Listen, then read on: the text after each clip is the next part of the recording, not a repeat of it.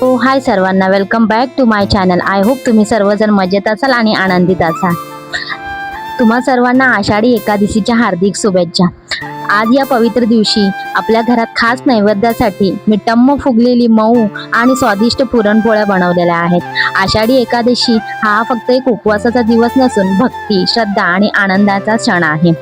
या दिवशी विठ्ठल रुक्मिणीची पूजा करून प्रेमाने नैवेद्य अर्पण केला जातो. आज मी तुम्हाला माझ्या स्वयंपाकघरात पुरणपोळी बनवण्याची संपूर्ण प्रक्रिया दाखवणार आहे. पीठ कसं मळलं, पुरण कसं तयार केलं आणि शेवटी टम्म फुगलेली पुरणपोळी कशी बनवली, हे सगळं या व्हिडिओमध्ये तुम्हाला पाहायला मिळेल. लग्नाच्या आधी असं व्हायचं की एकादशीचा उपवास म्हटला की आई ना सकाळी 5 वाजल्यापासूनच रेडी करायची जेवण. का तर आदल्या दिवसापासून उपवास असायचा, त्याच्यामुळे चक्कर वगैरे येईल म्हणून आई काय करायची माहितीये, लवकर उठून स्वयंपाक बनवायची आणि 9 ते 9:30 वाजता जेवायला द्यायची. आणि आता मात्र असं काही होत नाहीये. आज मला जेवायला ना 1:30 पावणे 2 वाजले होते. का तर मी घरातली सर्व कामं आवरून घेतली होती आणि आज सुद्धा मी लवकरच उठली होती. असं नाही की मी उशिरा उठली होती. मी 6 वाजताच उठली होती. का तर पाणी भरायचंच होतं आणि मला सर्व भांडी घासून पाणी भरायचं होतं, त्याच्यामुळे लवकर उठली होती. आणि आज उपवासही होता. मग म्हटलं चला मला जेवण सुद्धा बनवायचंय. मग म्हटलं आपल्याला सर्व लवकर होण्यासाठी आपल्याला लवकर उठावंच लागेल. त्याच्यामुळे लवकर उठली, घरातली सर्व पारशी कामं करून घेतली, चहा वगैरे प्यायली, दिवाबत्ती केली आणि मग लागली होती किचनमध्ये कामाला जेवणाच्या. मग काय, कुकरमध्ये डाळ शिजायला टाकली होती. आम्ही चण्याच्या डाळीच्या पुरणपोळ्या करतो, काही लोक करतात तुरीच्या डाळीच्या सुद्धा, पण आमच्याकडे आमच्या आईने मात्र आम्हाला चण्याच्या डाळीच्याच पुरणपोळ्या खायला घातल्यात आणि त्याच प्रकारे शिजवले, म्हणजे तोच प्रकार शिकवलेला आहे, त्याच्यामुळे मला तेच येतात. मग काय, मस्तपैकी डाळ अशी ना कुकरमध्ये लावून घेतली होती. कुकरच्या 2-3 शिट्या होईपर्यंत म्हटलं आपल्याला कढीसाठी लागणारा मसाला मी तयार करून घेते.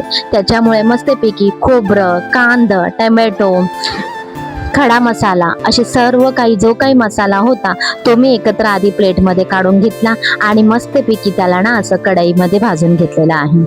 आता हल्ली ना माझं असं झालेलं आहे, 3 चुल्याची शेगडी असल्यामुळे काम माझं एवढं फटाफट होतंय ना, मस्त वाटतंय. कामही सुद्धा करायला म्हणजे अतिशय आनंद वाटत आहे. त्याच्यामुळे म्हटलं की तुम्हाला मी माझं हे शेअर करते. मग 3 शिट्या झाल्यानंतर एकदा डाळ बघितली तर डाळ शिजली होती. मग म्हटलं की थोडंसं गरम पाणी ऍड करून घेते आणि मग त्याची डाळ वळून घेते. मला कढीसाठी डाळीचं पाणी लागणार होतं, म्हणून मग डाळ असं आधी गरम पाणी करून घेतलं आणि मग डाळ अशी वळून घेतली. मग काय, परत डाळ कुकर गॅसवर ठेवला होता आणि एका साईडला पाणी ठेवलं होतं. पाऊस नसल्यामुळे एवढं गरम होतंय विचारून सोय नाही, आणि पाऊस असला मात्र की थंडी लागते. मग काय, आज काय पाऊस होता पण एकदम बारीक होता, न कळत होता. असं काय वाटत नव्हतं की पाऊस आहे. नाहीतरी आमच्या मुंबई शहरात सॅटर्डे संडे म्हटला की पाऊस तर असणारच, पण आज हा काही नव्हता. पाऊस थोडासाच लागला होता, पण काही नव्हता एवढा, म्हणजे जास्त काही नव्हता की थंडी वगैरे लागेल. खूपच गरम होत होतं किचनमध्ये. मग डाळ अशी वळून घेतली मस्तपैकी आणि मग त्या डाळीमध्ये मला घालायची होती साखर. मी साखरेच्या पुरणपोळ्या करते. गुळाच्या पुरणपोळ्या सहसा चांगल्या असतात, पण मला काही आवडत नाहीत, त्याच्यामुळे मग म्हटलं साखर टाकून पुरणपोळी केली होती. त्याच्या आधी मग मिक्सरमध्ये बडीशोप, सुंठ आणि जायफळ अशी ना आधी मी घासून घेतली. जायफळ आधी मी ह्याच्यावर काय बोलतात किसणीवर जायफळ थोडीशी घासून घेतली आणि बडीशोप आणि सुंठ मात्र मिक्सरला बारीक करून घेतलं आणि त्याच्यानंतर चाळून मग मी ह्याच्यामध्ये ऍड केलं होतं. का तर मग ते जाडसर असेल ना, मग पुरण पातळीमधून ना ते निघत नाही, म्हणजे पुरण काढता येणार नाही. त्याच्यामुळे ना मी ते ऍड करून झाल्यानंतर पूर्ण पाणी, साखरेचं पाणी पूर्णपणे आटेपर्यंत त्याला हलवत होती. मग अशा प्रकारे थोड्या वेळाने म्हणजे त्याला हलवत होती. का तर ना आपल्या खाली असं खाली लागलं नाही पाहिजे ती डाळ, त्याच्यामुळे त्याला हलवणं खूप कंपल्सरी आहे आणि त्याच्यामुळे मात्र खूपच हात दुखतो हा. मग एका साईडला मिक्सरमध्ये मी मसालाही बारीक करून घेत होते आणि एका साईडला हे सुद्धा करत होती. आपल्या संस्कृतीची खरी ओळख आपल्या सणांमध्ये आणि घरच्या प्रेमाने बनवलेल्या जेवणातच असते. आईच्या हातची पुरणपोळी ही फक्त एक डिश नसते, तर त्यामध्ये प्रेम, जिव्हाळा आणि कुटुंबासाठी केलेल्या मनापासूनची सेवा असते. आपल्या परंपरा जपूया, सण उत्साहाने साजरे करून आणि प्रत्येक क्षण आनंदाने जगूया. या छोट्या छोट्या गोष्टीनेच आयुष्याचा खरा आनंद दडलेला असतो. मला असं वाटतं की आपण या छोट्या छोट्या गोष्टी पूर्णपणे एन्जॉय केल्या ना, की आपल्यालाही असं वाटेल की आयुष्य काय आहे हे समजेल. त्याच्यामुळे प्रत्येक छोट्या गोष्टीमध्ये आनंद शोधायचा प्रयत्न करा. आपल्याला सर्वात मोठी गोष्ट भेटेल आणि त्यावेळेस आपण आनंद सेलिब्रेट करूया असं नाही. आपण प्रत्येक छोट्या गोष्टीमधूनच आनंद सेलिब्रेट करावा. मला तरी असं वाटतं. तुम्हाला कसं वाटतं मला नक्की कमेंटमध्ये कमेंट करा. त्यानंतर मी मस्तपैकी पीठ म्हणते चण्याची डाळ, जी डाळ होती ती व्यवस्थित आटली आणि मग मी पुरण पातळीमध्ये चाळणीमध्ये ना मस्तपैकी मी ते बारीक करून घेतलं आणि त्याच्यानंतर घेतलं होतं पीठ मळायला. असं मस्तपैकी पिठाचा गोळा मी एकत्र करून ठेवला आणि 1 तास त्याला मस्तपैकी भिजत ठेवला. म्हणजे पुरणपोळ्या अशा मस्तपैकी मऊ लुसलुशीत होतात. आणि त्याच्यानंतर मला द्यायची होती कढीला फोडणी. मग त्याच्यामध्ये मी जो काही मसाला होता तो सर्वपणे बारीक करून घेतलेला होता आणि एक छोटासा कांदा, छोटासा टॅमॅटो आणि तेजपत्ता असं मी घेतला होता. तेल थोडंसं ॲड केलं होतं, म्हणजे जेवढं लागेल तेवढं मी तेल ॲड केलं होतं आणि त्याच्यात जिरेची फोडणी टाकली होती आणि 2-3 तेजपत्ता ॲड केला होता आणि त्याच्यानंतर मी हा कांदा ॲड केला होता. अद्रक लसणाची पेस्ट मी ऑलरेडी मसाल्यामध्ये ॲड केलेली आहे, त्याच्यामुळे इथे काही मी ॲड केलेली नाही आहे. कांदा असा लालसर झाल्यानंतर मग टॅमॅटो असा ॲड केला होता. टॅमॅटो नरम होण्यासाठी मी थोडंसं मीठ ॲड केलं होतं आणि मग त्याच्यानंतर व्यवस्थित असं बारीक म्हणजे टमाटा हे झाला होता, मिक्स झाला होता आणि मग त्याच्यानंतर जे काही आपले घरातले घरगुती मसाले आहेत ते मी ॲड केलं होतं. लाल तिखट, हळद, मीठ, धणा पावडर, जिरा पावडर, गरम मसाला हे सर्व काही मी ॲड करून घेतलं होतं आणि मस्तपैकी हा मसाला व्यवस्थित असा मी भाजून घेतला होता. हा मसाला व्यवस्थित असा भाजल्यानंतर कढीला मात्र चव फार छान येतं. ही आमच्या आईची पद्धत आहे. आईने आम्हाला जसं शिकवलं त्याच पद्धती आम्ही शिकलेल्या आहात आणि माझ्या सासरीही ह्याच पद्धतीने केल्या जातात. त्याच्यामुळे मला काही एवढं अडचण येत नाही. जसं आईने शिकवले आमच्याकडे एकच पद्धत आहे. आईने जसं शिकवलं त्याच प्रकारे आम्ही केलेलं आहे. आम्हाला नवीन काही पद्धत आलेली नाही आहे आणि आम्ही काही केलेली नाही. आमची आई अशीच करते त्याच प्रकारे आम्हीही सुद्धा असंच करतो. काही लोक कच्चा खोबरा वगैरे घालून आमटीला फोडणी देतात, पण आम्ही तसं काही करत नाही. आम्ही मस्तपैकी मसाला वगैरे भाजून घेतो, त्याला मिक्सरमध्ये बारीक करून मग मस्तपैकी तेलात असं लालसर होईपर्यंत भाजून घेतो आणि मग त्याच्यामध्ये जो काही आपण गाळून घेतलेलं पाणी असतं चण्याच्या डाळीचं तो मी त्याच्यात व्यवस्थित असं ॲड केलं होतं.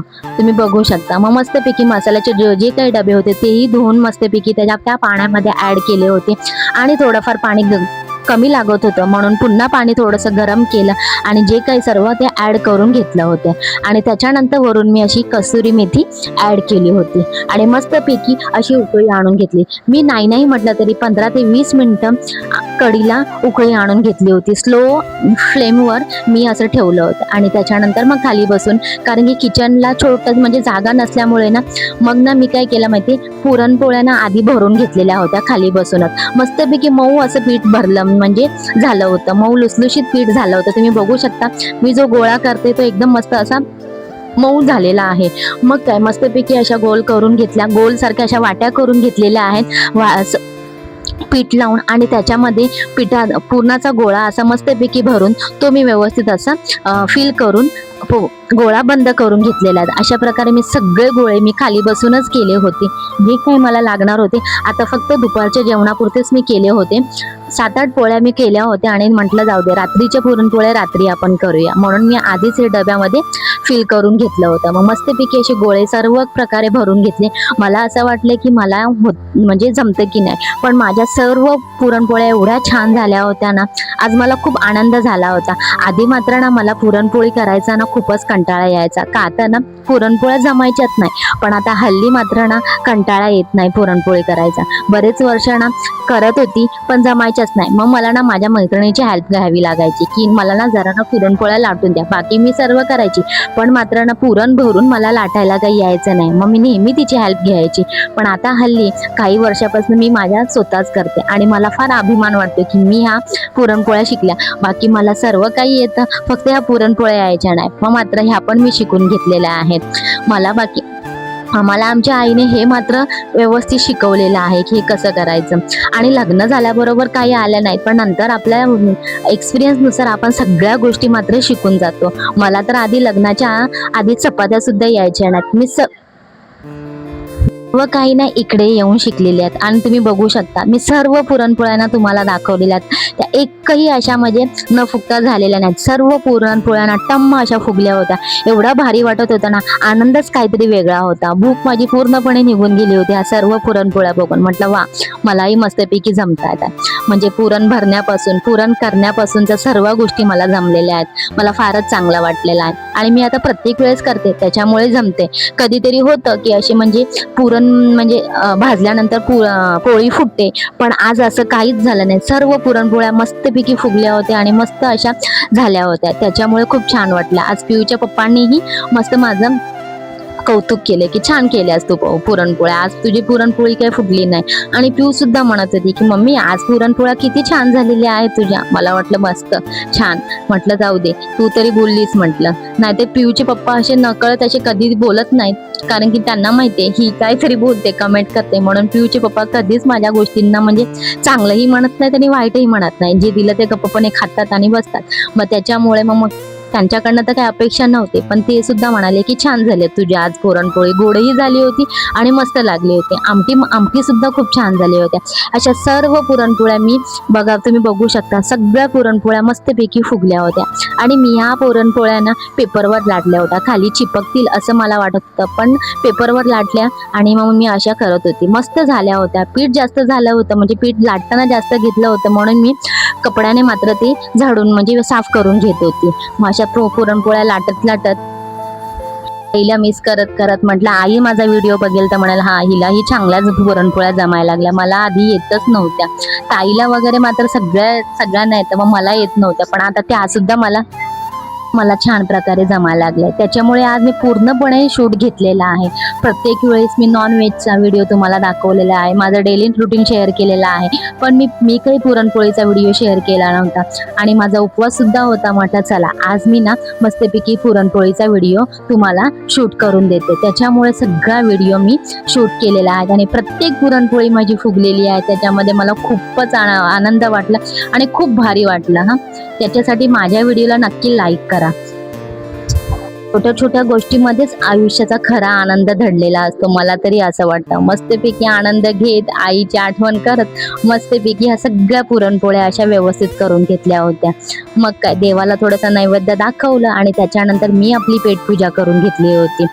मग किचन आधी पेटपूजा करायच्या आधी किचन पूर्णपणे आवरून घेतलं. मग नंतर म्हटलं कंटाळा येणार मला, मी एक तर सकाळपासून कामाला लागलेली आहे, आज सुट्टीचा दिवस. मग म्हटलं थोडासा दुपारी आराम करेन, त्याच्यामुळे किचन वगैरे सर्व आवरून घेतलं, भांडी वगैरे सगळं घासली आणि त्याच्यानंतर मग उपवास सोडायला बसली होती. माझा आषाढी एकादशीचा व्हिडिओ कसा आवडला तो नक्की कमेंटमध्ये सांगा.